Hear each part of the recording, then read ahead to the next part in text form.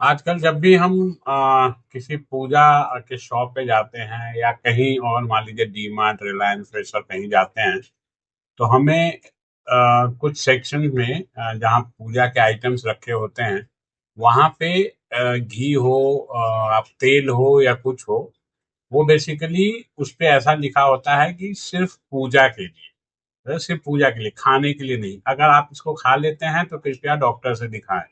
तो इसका मतलब क्या है कि या तो वो नकली है, ठीक है? तो अगर आप एज ए सनातन धर्म के सनातन धर्म के होते हुए, एक हिंदू होते हुए, ऐसा आइटम भगवान को चढ़ाते हैं जो कि नकली है, जो आपके खाने के लिए उपयोगी नहीं है, वो भगवान के उपयोग के लिए कैसे सही है?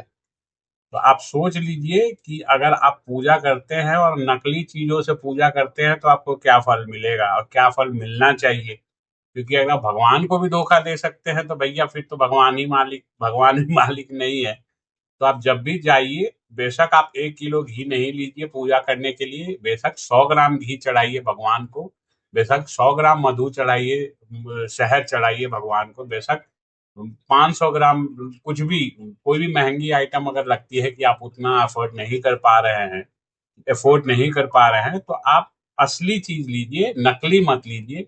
क्योंकि ये किसी भी चीज से बना हुआ हो सकता है। जब ये आपके खाने के लिए उपयुक्त नहीं है, तो भगवान के पूजा के लिए उपयुक्त कैसे हो सकता है? ये मेरा विचार है, बाकी आप पे डिपेंड करता है।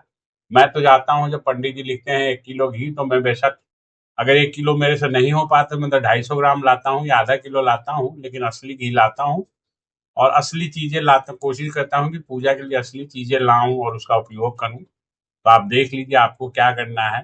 नकली, क्योंकि अब भाई भगवान को आप नकली देंगे तो ऐसा थोड़ी कि भगवान को नहीं पता चलेगा।